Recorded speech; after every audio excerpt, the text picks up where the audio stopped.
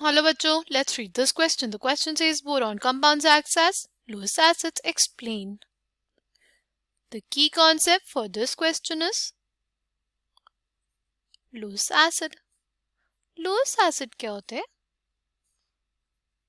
Lewis acid are those species which are electron deficient. ऐसे species which are electron deficient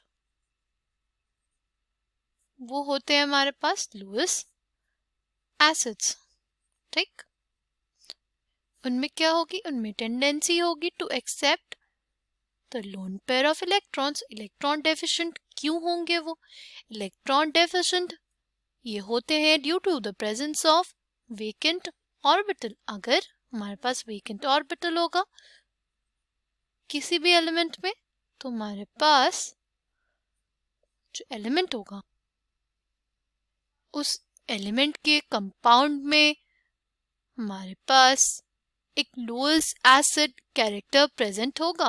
अगर हम लोग boron की बात करते हैं, राइट, बोरॉन की इलेक्ट्रॉनिक कॉन्फ़िगरेशन क्या होती है? होती है 1s2 2s2 2p1, राइट.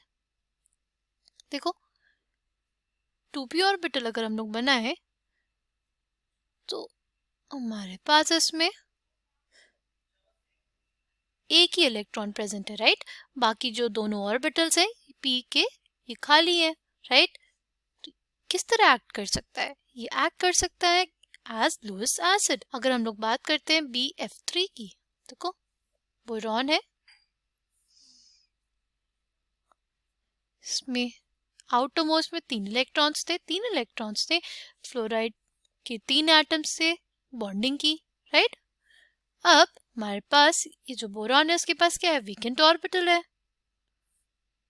जो बोरॉन है इसके पास क्या है? Vacant orbital. इस वेकेंट ऑर्बिटल होने के वजह से इसके अंदर क्या टेंडेंसी है? ये इलेक्ट्रॉन पेयर को एक्सेप्ट करने की टेंडेंसी रखता है. ये इलेक्ट्रॉन डेफिशिएंट होता है. देखो अगर हम लोग देखें इसके नंबर ऑफ इलेक्ट्रॉन्स, देखो यहाँ पे 2 इलेक्ट्रॉन्स और 2 इलेक्ट्रॉन्स के 8 इलेक्ट्रॉन्स नहीं पूरे हैं ना, right.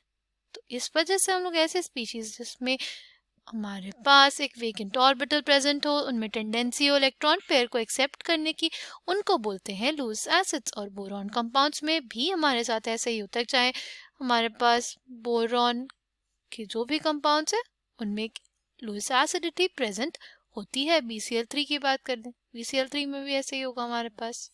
Same structure, trigonal planar, having a vacant p orbital.